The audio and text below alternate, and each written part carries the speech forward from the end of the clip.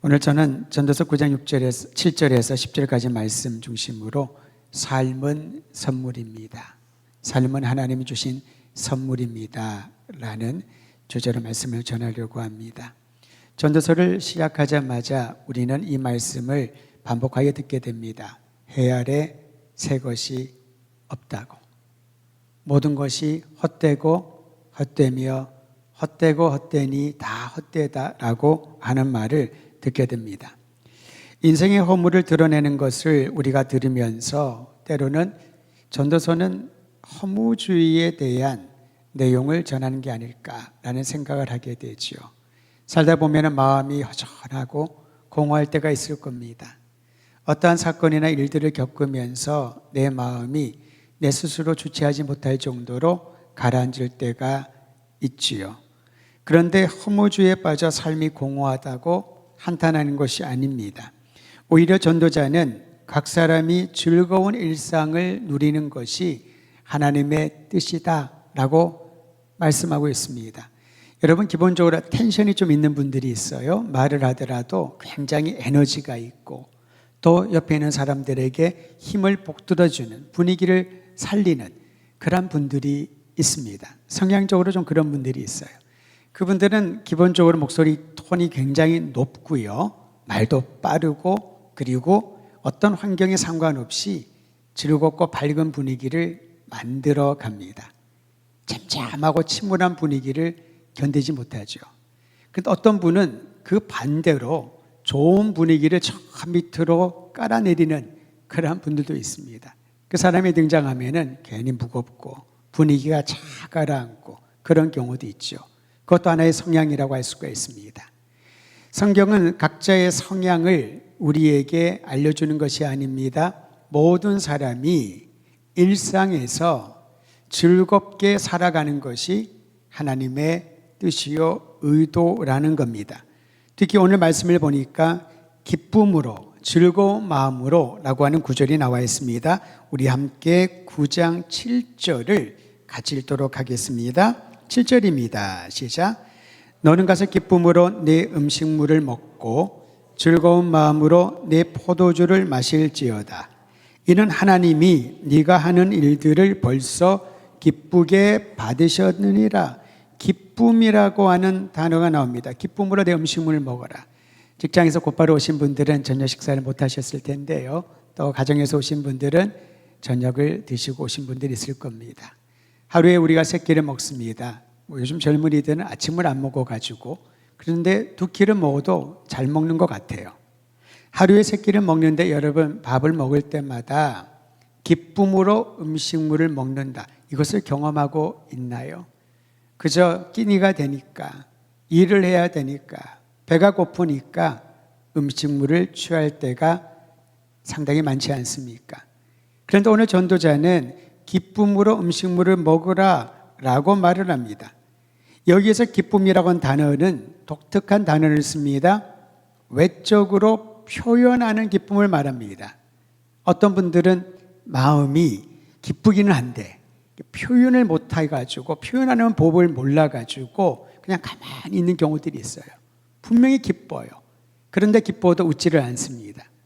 기뻐도 기쁘다는 표정을 잘 짓지를 못합니다.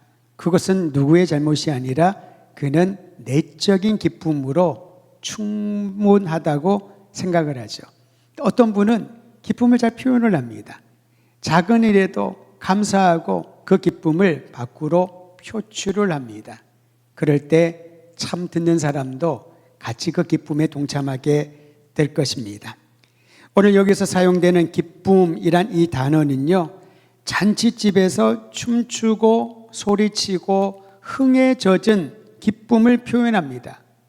밥을 먹는데, 음식물을 먹는데 잔치집에서 음식을 먹는 것처럼 매 때마다 일상에서 즐거워하고 춤추듯이 그런 마음으로 음식을 먹으라라는 것이지요.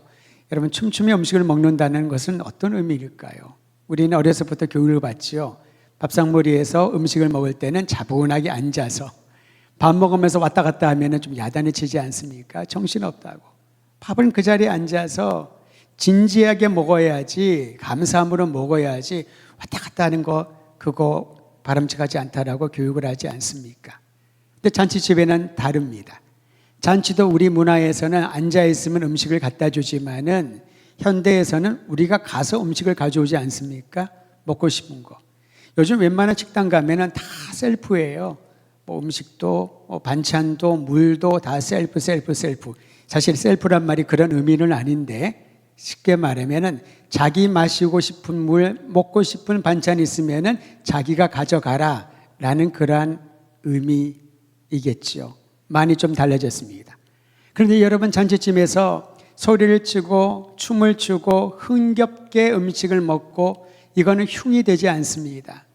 오히려 정말 잔치구나, 즐겁구나 라는 것을 느끼게 해주지요. 이처럼 성경에 기록된 모든 많은 구절에서는 기쁨을 표현하라, 음식을 먹으면서도 표현하고 길을 가면서도 표현하고 사람을 만나도 표현하라라고 말합니다. 그 중에 구약의 두 구절을 여러분과 함께 읽고 싶은데요, 자막으로 나가니까 따로 찾지 않으셔도 되겠습니다. 느헤미야 8장 12절 같이 읽습니다. 모든 백성이 곧 가서 먹고 마시며 나누어 주고 크게 즐거워하니 이는 그들이 그 읽어 들려준 말을 밝히 알미라. 율법을 들려주고 그 말씀을 듣고 난 이후에 얼마나 즐거웠는지 여기저기 가서 함께 사람들과 만나 먹고 마시고 나누어 주고 크게 즐거워했다는 겁니다. 하나님의 말씀을 받았는데 그 말씀이 내 마음에 들어오자 기쁨을 함께 잔치하는 것처럼 표현을 했던 것이지요. 이사야서 55장 12절도 같이 읽습니다. 12절 시작. 너희는 기쁨으로 나아가며 평안히 인도함을 받을 것이요 산들과 언덕들이 너희 앞에서 노래를 바라고 들의 모든 나무가 손뼉을 칠 것이며. 여러분, 이 표현이 너무나도 재미있지 않습니까? 우리가 기뻐하며 춤추며 뛰어가는 것, 그것은 잘 알만한데 산들과 언덕들이 우리 앞에서 노래를 한답니다. 들에 있는 모든 나무들이 바람에 가지가 흔들리는 것을 보고 그렇게 상상했던 것 같아요. 손뼉을 치며 노래하며 기뻐한다는 것이지요. 사실 이 땅에 살아가면서 즐거운 일, 기쁜 일보다도 힘들고 어려운 일이 더 많지 않습니까? 사람들에게 좋은 소식이라고 전하는 것보다는 그렇지 않은 소식들이 더 많이 있지 않습니까? 내가 건강해야 되는데 내 몸에 원치 않은 질병으로 힘들어하는 소식들을 들을 때가 참 많이 있지 않습니까? 그런데 하나님의 기쁨을 소유한 이들은 그런 것조차도 눈에 보이는 나뭇가지조차도 손뼉치며 하나님을 찬양하고 그저 움직이지 않고 정적이라고 느껴지는 산들과 언덕들이 소리 높이 하나님을 찬양한다고. 지금 이제 단풍이 드는 것 같더니만 낙엽이 되어버립니다. 언제 가을이 왔는지 모르는 순간 가을이 지나가는 것을 느끼게 되지요. 그런데 여러분, 그 낙엽이 떨어지면서 그냥 스스로하구나, 이제 곧 겨울이 되겠구나, 춥겠구나, 난 겨울이 싫은데, 그러한 생각과 감정이 아니라 그 낙엽이 떨어지는 소리를 우리가 들을 수 있다면 그 또한 형형색색으로 하나님을 찬양하는 아름다운 찬양의 모습으로 느껴진다면 그것이 바로 기쁨을 표현하는 것 아니겠습니까? 우리의 일상에서 무엇을 보든지 어떤 일들을 겪든지 하나님이 주시는 기쁨이 우리 모든 성도들의 삶을 통하여 흘러넘쳐나기를 간절히 소망합니다. 또한 전도자는 즐거운 마음으로 내 포도주를 마시라 라고 말합니다. 여기서 즐겁다고 하는 것은요, 기쁘고 즐거운 것은 동의어처럼 보이는데 전도서 9장 10절에는 다른 단어로 쓰여졌습니다. 조금 전에 보았던 기쁨으로 내 음식물을 먹으라 라는 단어는 외적으로 표현하는 기쁨을 뜻한다면 즐거운 마음이라고 하니 즐겁다고 하는 것은 좋은, 선한, 아름다운 그것을 뜻하는 다른 단어를 썼던 것입니다. 이 단어는요, 하나님의 만물을 창조하신 이후에 그것을 두루 보시면서 한 줄 평을 하시지요. 보니 심히 좋았더라. 좋았더라. 토부란 단어를 쓰는데 즐거운 마음으로 즐겁다는 것도 같은 단어를 사용합니다. 하나님이 만물을 창조하신 후에 자신의 형상대로 창조된 인간을 보면서 참 좋구나, 참 아름답구나, 참 선하구나 라고 말씀하신 것처럼 하나님께서 우리에게 즐거운 마음으로, 복된 마음으로 포도주를 마시라 라고 권하고 있습니다. 여기서 말하는 포도주를 오인을 해서 이제 그리스도인들도 구약의 말씀을 따르면 와인을 마셔도 되는구나 라고 자기 합리화하지 않기를 바랍니다. 고대 군동 지역에서 포도주는 음료와 같습니다. 물이 귀하기 때문에 그들은 포도주를 만들어서 음료를 대여신하는 용도로 사용했고요. 또 질환이 걸리면은 그 질환을 치료하는 하나의 치료하는 방식으로 포도주를 사용했던 것이지요. 하나님의 성품으로 선하심을 표현할 때 사용되는 이 즐거움, 선함, 그 마음으로 하나님이 주신 그 기쁨을 누리라 라는 것입니다. 음식을 먹고 음료를 마시며 즐기는 축제처럼 우리의 일상은 하나님이 주신 선물임을 기억하라는 것이지요. 이제 각자에게 적용을 하면 음식을 먹으면서 음료를 마시면서 커피를 자주 드시지 않습니까? 커피를 마시면서 또 본인이 좋아하는 어떤 음식을 먹으면서 하나님이 주시는 기쁨을 표현할 수 있는 기회, 하나님이 주신 그 아름다움을 다시 한번 생각하며 감사할 수 있는 그러한 삶이 되기를 주의 이름으로 축원드립니다. 뿐만 아니라 전도자는 선물로 주신 삶을 허투루 보내지 않고 즐겁게 살라고 권하면서 8절 이하에 몇 가지 제안을 합니다. 즐거운 삶의 실천 지침이라고 할 수가 있습니다. 첫 번째는 항상 흰 옷을 입고 머리에는 기름을 바르라. 어떤 분이 이 구절을 보더니 백이민족인 우리 대한민국, 우리 민족을 뜻하는 게 아닐까? 우리 흰 옷을 자주 입었었으니까요. 그렇게까지 생각할 필요는 없습니다. 여기서 말하는 흰 옷은 깨끗하고 정결한 옷을 가리킵니다. 주님의 신부로서 우리가 흰 옷을 입으라는 것도 그런 의미지요. 정결하게 하라, 깨끗하게 하라, 우리의 삶을 죄로부터 거리를 두어라 라는 것이지요. 사실 외모는 마음의 상태를 보여주지 않습니까? 좋은 옷이 중요한 게 아니라 깨끗하고 그 사람에게 맞는 옷, 단정한 옷이 굉장히 중요하다고 할 수가 있습니다. 아무리 명품이 있다 하더라도 자기 자신에게 맞지 않는다면은 그것은 입고 다니기가 참 부담스럽겠지요. 깨끗한 옷을 입고 기름을 바르라. 또 다른 번역에는요, 향수를 뿌리라 라는 말로도 번역을 해 놓았습니다. 머리에 기름을 바르라, 향수를 뿌리라. 그것은 사람들과 함께 있을 때에 자신의 단정함과 향기를 보여주라 라는 것이지요. 사람들에게 앞에 나타날 때에 자신을 단정하게 꾸미고 좋은 인상과 분위기를 드러내는 것, 그러한 삶을 살아라 라고 요청을 하고 있습니다. 또한 두 번째 보면은 9절에 돌아보면 허무하게 느껴지는 그 순간에 너의 사랑하는 아내와 즐겁게 살아라.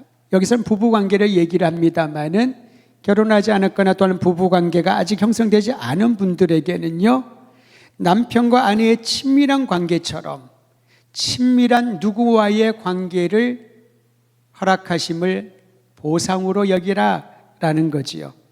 헛되다고 생각하는 순간 하나님께서 주신 보상이 있다, 아름다운 관계가 있다라는 것입니다.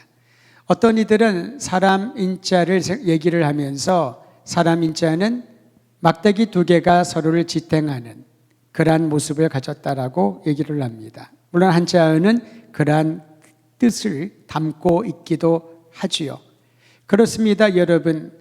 하나님께서 최초의 인간을 창조하신 후에 아담이 원한 게 아니었지요. 하나님이 보시고 독초하는 것이 좋지 않으니 여자를 창조하여 그에게 데리고 오십니다. 관계라고 하는 것은 서로를 지지하고 위로하고 의지하게 하는 그러한 하나님의 선물인 것입니다. 공동체도 그러합니다. 혼자 신앙생활할 수 있잖아요. 혼자 성경 읽고 혼자 찬양하고 혼자 예배하고 혼자 뭐든지 할 수가 있겠습니다마는 왜 신앙 공동체가 중요할까요? 그 안에서 서로가 서로를 위하여 의지하고 중보하고 함께하는, 거기에 우리는 가족됨의 축복을 경험하게 됩니다. 저는 우리 더드림교회 성도들이 서로를 생각할 때마다 그저 내가 노력하여 하는 사랑이 아닌 절로 흘러나오는 사랑과 중보의 기도들이 차고 넘쳐서 하나님께서 행하시는 위대한 기적과 놀라운 일을 경험하기를 주의 이름으로 축원드립니다. 오늘 그런 마음으로 기도해야 할 것입니다. 또한 세 번째로 10절에 보면 무엇이든지 너의 손으로 할 만한 일을 찾으면 온 힘을 다해 일하라. 그 일이 엄청난 일이든 작은 일이든 그것을 말하고 있지 않습니다. 네가 할 만한 일을 찾으면 그 일이 대가가 크고 대가가 없고 그것을 뜻하지 않습니다. 네 손에 할 만한 일을 찾으면 온 힘을 다해 일하라 라고 말하고 있습니다. 우리 함께 9장 10절은 한 번 더 읽도록 합니다. 10절입니다. 시작. 내 손이 일을 얻는 대로 힘을 다하여 할지어다. 네가 장차 들어갈 서울에는 일도 없고 계획도 없고 지식도 없고 지혜도 없음이니라. 전도자는 일의 가치를 중시합니다. 수고의 고통을 얻는 열매의 소중함을 귀히 여깁니다. 왜냐하면 죽으면 일도 없고 계획도 없고 지식도 사라지고 지혜도 없어지기 때문에 아무리 내가 나중에 무엇인가 하려고 하더라도 주의 부르심을 받으면 어떠한 일도 어떠한 계획도 어떠한 영역도 내 손을 떠나버린다는 거죠. 그리고 생명이 있는 동안에 손에 할 일이 주어진다면 그 일에 최선을 다하고 충성을 다하라. 이것은 전임 사역자로 부름받은 저 같은 사람뿐만 아니라 하나님의 사람으로 복음의 증인으로 부름받은 우리 모든 성도들이 동일하게 마음에 새겨야 할 부분이 아닐까 싶습니다. 내 손에 할 일이 쥐어진다면은 그 일이 어떠한 일이든지 하나님이 주신 일인 줄을 알고 감사함으로 신실함으로 충성을 다하고 최선을 다하라. 생명이 이 땅을 떠나면 아무것도 할 수 없다라는 것이지요. 여러분 까르페디움이라고 하는 말을 들으셨을 겁니다. 뜻도 잘 아실 거예요. 현재를 즐겨라. 오늘을 즐겨라.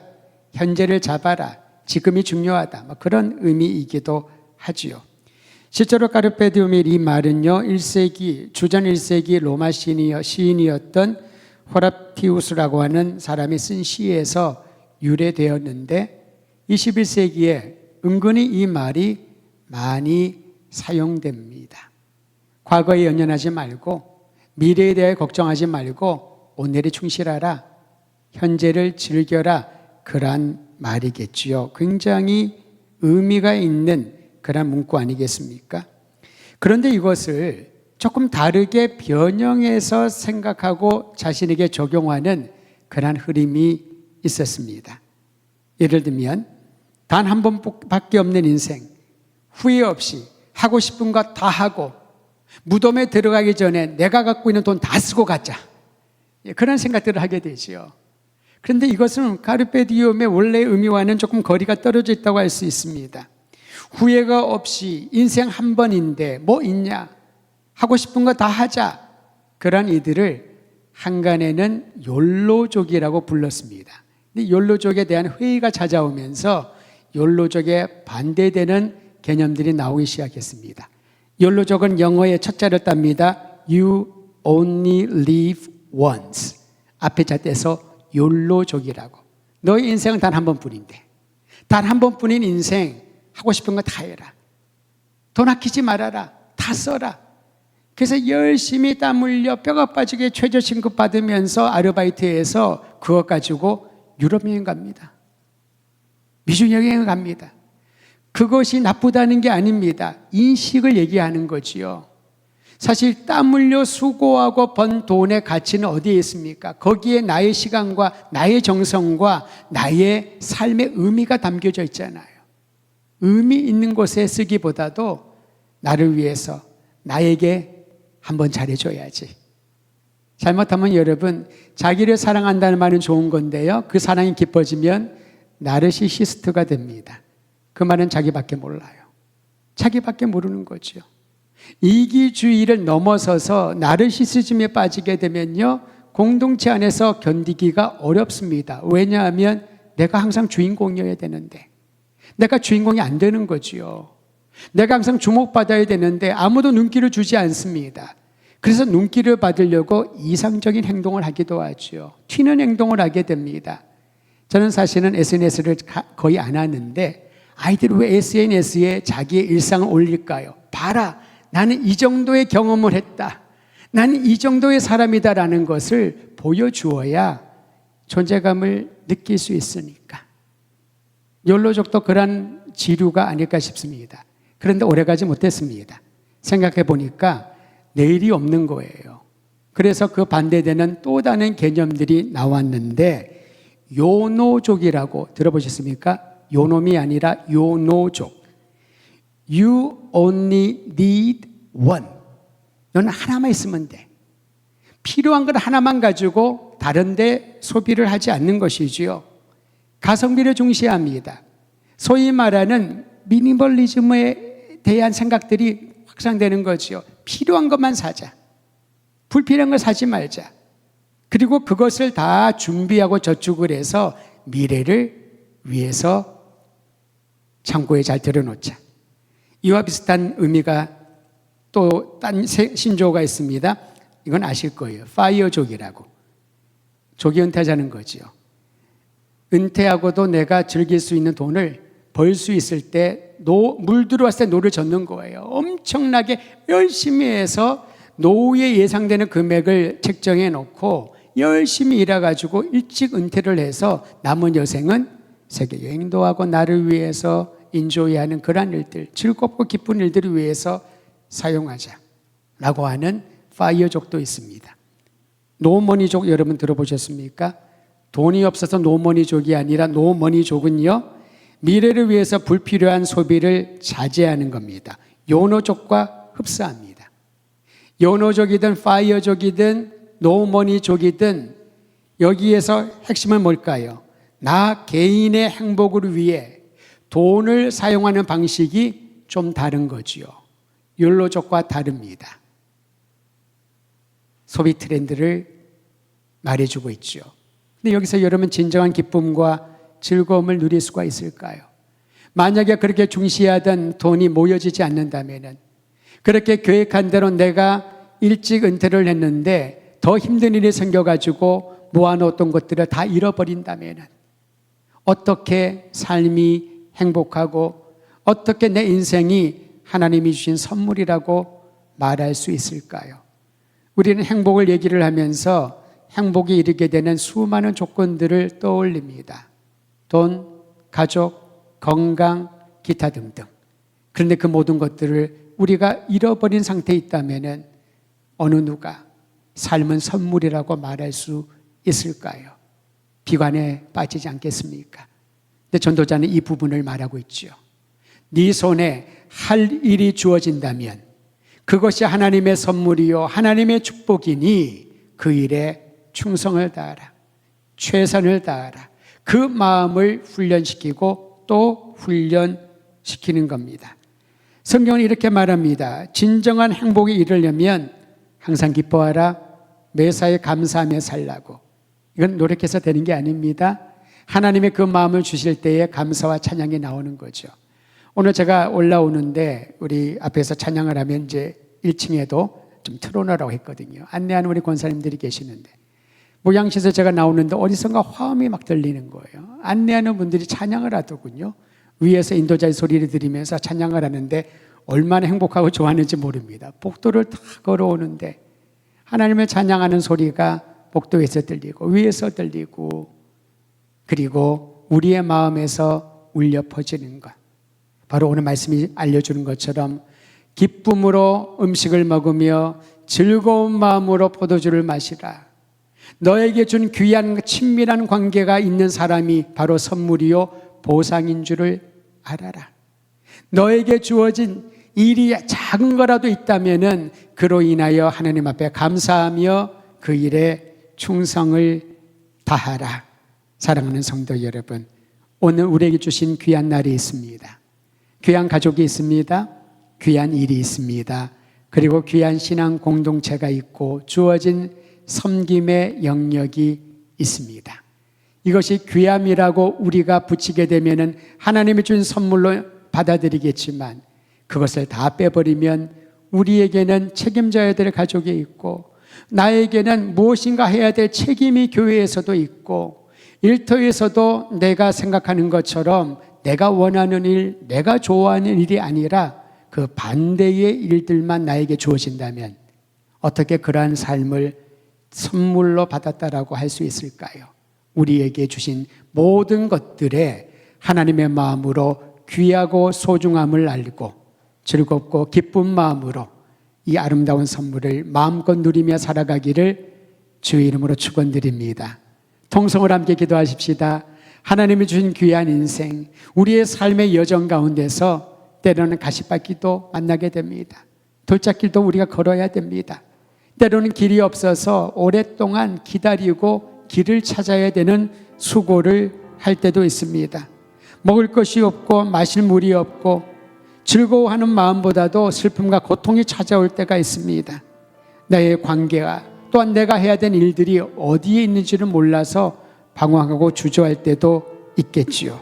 그러나 이 땅에 거하는 짧은 인생의 여정 가운데 하나님은 함께 하시고 주의 자녀들이 기쁨과 즐거움으로 일상을 누리며 살아가기를 원하십니다.